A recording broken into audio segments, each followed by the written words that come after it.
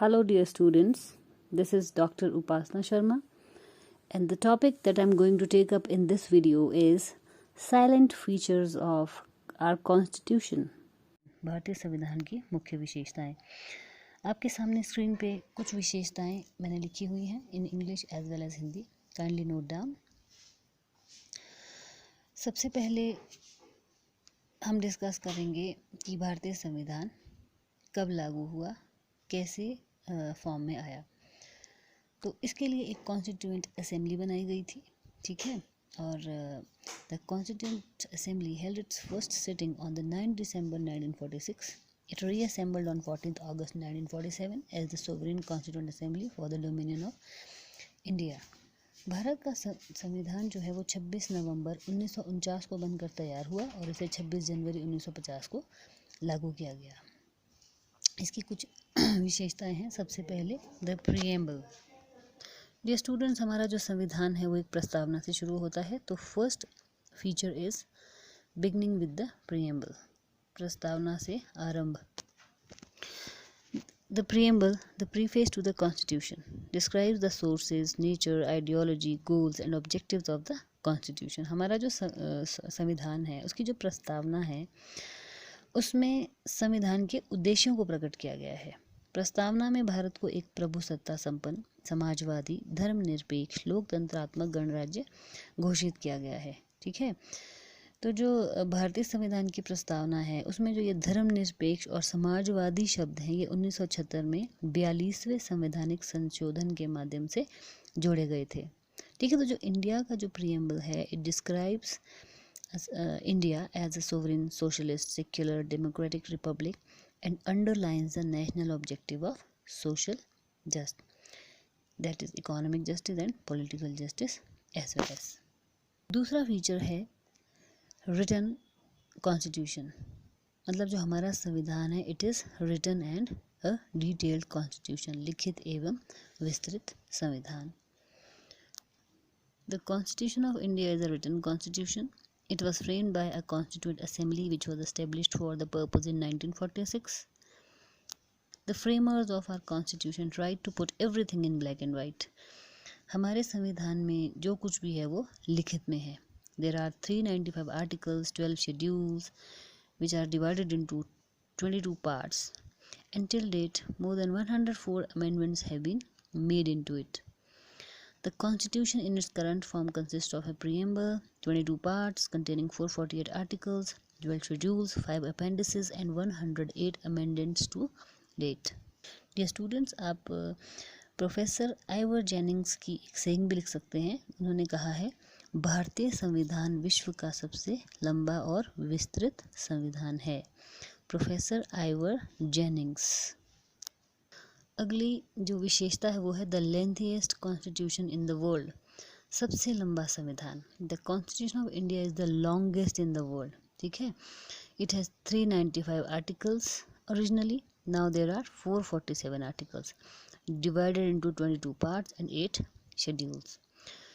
मतलब कहने का मतलब है कि जो हमारा संविधान है वो विश्व का सबसे, मतलब दुनिया का सबसे लंबा और बड़ा संविधान है।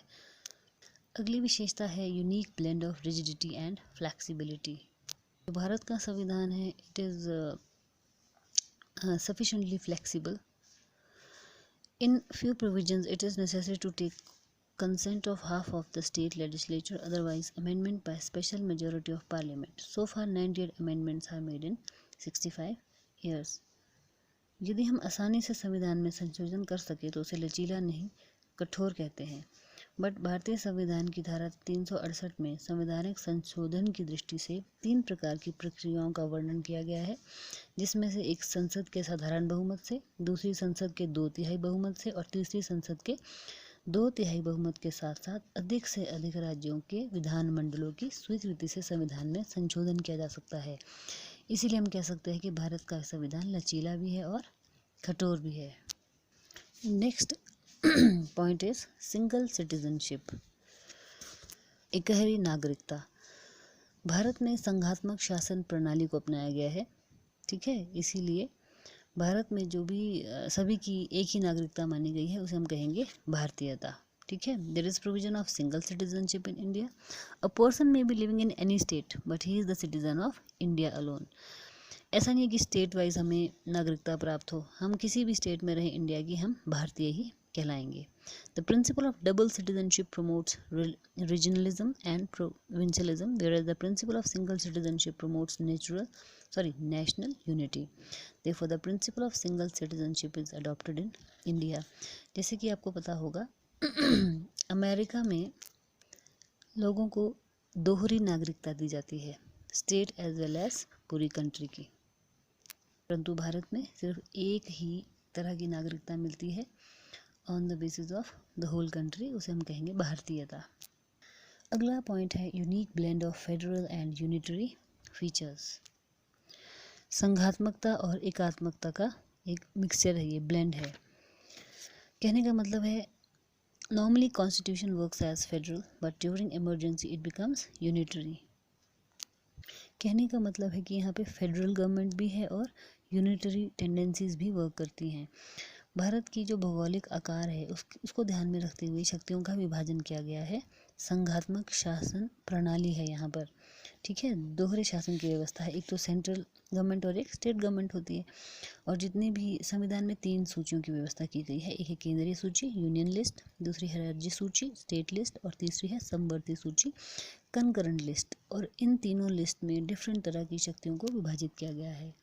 उसके अलावा यूनिटरी अगर हम टेंडेंसी या विशेषता की बात कहें तो उसका मतलब हुआ भारत के संविधान को संघात्मक रूप प्रदान किया गया है, लेकिन इसमें हमें एकात्मक लक्षण भी देखने को मिलते हैं, उसमें यूनिटरी टेंडेंसीज भी देखने को मिलती हैं कि जैसे आपने सुना होगा धारा 352, धारा 356, धारा 360, इसमें आपातकालीन शक्तियाँ, केंद्रीकृत योजना, एकीकृत न्यायिक व्यवस्था, राज्यपाल का पद एवं भूमिका, शक्तियों का विभाजन, ये सारे एकात्मक विशेषताएं हैं।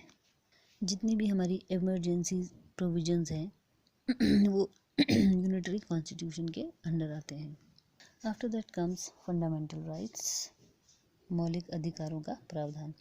भारतीय संविधान के 3 अध्याय में धारा 14 से 32 तक नागरिकों को 6 प्रकार के मौलिक अधिकार प्रदान किए गए हैं। Fundamental rights are in part 3 of constitution. Article 32 constitutional remedy provides a person can directly move to Supreme Court in violation of fundamental rights. Article 226 provides the same to directly move to High Court. तो जो हमारे fundamental rights हैं वो कौन कौन से हैं? Right to equality, right to freedom, right to constitutional remedy, right to property, right to freedom of religion. अधिकारों में समानता का अधिकार, स्वतंत्रता का अधिकार, शोषण के विरुद्ध अधिकार, धार्मिक स्वतंत्रता का अधिकार, सांस्कृतिक एवं शैक्षिक अधिकार तथा संवैधानिक उपचारों का अधिकार। तो ये जो सारे मौलिक अधिकार हैं इनको संविधान की अंतरात्मा भी कहा गया है। अगली जो विशेषता है वो है इंक्लूजन ऑफ फंडामेंटल ड्यूटीज, मौलिक कर्तव्यों का प्रावधान। मौलिक कर्तव्यों को 1976 में 42वें संवैधानिक संशोधन के द्वारा अध्याय 4 में धारा 51A के माध्यम से शामिल किया गया था, ठीक है। 42nd Amendment of 1976 added Article 51A to the Constitution requiring all citizens to fulfill 10 duties. ये 10 ड्यूटीज क्या हैं? संविधान के आदर्शों, संवैधानिक संस्थाओं, राष्ट्रीय गान, राष्ट्रीय ध्वज का सम्मान करना, स्वतंत्रता आंदोलन के प्रेरणादायक आदर्शों का सम्मान करना, भारत की एकता एवं अखंडता का सम्मान एवं सुरक्षा करना, आवश्यकता के समय राष्ट्रीय सेवा के लिए तैयार रहना, भाषाई, धार्मिक, क्षेत्रीय एवं वर्गीय भावनाओं से ऊपर उठकर समानता एवं बंधुत्व की भावना का विकास करना, उन प्रथाओं का त्याग करना जिससे महिलाओं का अपमान होता है, भारत की संयुक्त संस्कृति का सम्मान करना तथा उसे बनाए रखने का प्रयत्न करना, प्राकृतिक संपदा जैसे वन, झील, जीव जंतु, पेड़ पौधे, प्राकृतिक जल एवं नदियों आदि का संरक्षण करना, वैज्ञानिक दृष्टिकोण, मानवतावाद, सुधारवाद एवं अन्वेषण की सोच का विकास करना, सार्वजनिक संपत्ति की रक्षा करना, हिंसा का त्याग करना, व्यक्तिगत तथा सामूहिक कार्यों में श्रेष्ठता को प्राप्त करने के लिए लगातार प्रयत्नशील रहना जैसे मौलिक कर्तव्य हमारे संविधान में शामिल हैं। अगली जो विशेषता है हमारे संविधान की वो है sovereign, socialist, secular, democratic, Republic. India has been declared a sovereign, secular, democratic republic through the preamble of the Constitution of India. जो हमारा संविधान है उसमें जो प्रियम्बल है उसमें भारत को एक प्रभुसत्ता संपन्न समाजवादी धर्मनिरपेक्ष लोकतांत्रिक गणराज्य कहा गया है। अब सोवरेन का मतलब क्या होता है? Why it is called sovereign? Sovereign का मतलब है India is free to formulate its internal and foreign policy and free to maintain relation with any foreign state. ठीक है, भारत अपने आंतरिक एवं बाह्य मामलों में स्वतंत्र है, ये हुआ सोवरेन होना। दूसरा है सोशलिस्ट। सोशलिस्ट का मतलब क्या होता है? समाजवादी शब्द का क्या मतलब है कि भारत में धन के केंद्रीयकरण को रोकने के व्यापक प्रबंध किए गए हैं। The aim of the state is to establish socialist society which is free from explanation of man by man and in which social, economic and political justice is provided to all. Then secular state, धर्मनिरपेक्ष क्यों कहा गया है? Because राज्य सभी को कोई भी धर्म मानने, उसकी पूजा अर्चना करने, धर्म का प्रचार करने तथा धर्म परिवर्तन का अधिकार देता है, तो इसलिए हम कहेंगे India is a secular state. उसके बाद डेमोक्रेटिक स्टेट। डेमोक्रेटिक स्टेट क्या होता है? India is a democratic state in which supreme power rest in the hand of the people. मतलब भारत में शासन का प्रबंध जो है वो वयस्क मताधिकार के आधार पर चुने गए प्रतिनिधियों के द्वारा किया जाता है। सभी को राजनीतिक स्वतंत्रता प्रदान की गई है। तो मतलब जो भी पावर है वो लोगों के हाथ में है। उसके बाद Republic. The president of India is elected for a fix term by the indirect vote of the people. इसको गणराज्य कहा गया है क्योंकि जो भारत का जो संवैधानिक अध्यक्ष है हमारा, वो अप्रत्यक्ष रूप से भारतीय जनता के द्वारा ही चुना जाता है। So it is a republic. ये स्टूडेंट्स, अगला पॉइंट है parliamentary form of government. Parliamentary form of government क्यों कह रहे हैं? Indian parliament is a by cameral legislature. It consist of 2 chambers, upper chamber Rajya Sabha and the lower chamber Lok Sabha. Lok Sabha और राज्यसभा की detail मैंने आपको साथ में शेयर की है, आप इन 2 स्लाइड्स पे देख सकते हैं और नोट डाउन कर सकते हैं। अगला जो पॉइंट है that is universal adult franchise. सार्वभौमिक वयस्क मताधिकार। भारत में सभी को एक निश्चित आयु प्राप्त होने के बाद वोट देने का अधिकार है, उसे हम कहेंगे यूनिवर्सल एडल्ट फ्रेंचाइज। तो 18 वर्ष की आयु के जितने भी स्त्री पुरुष हैं उनको वोट देने का अधिकार है। So this was all about silent features of Constitution.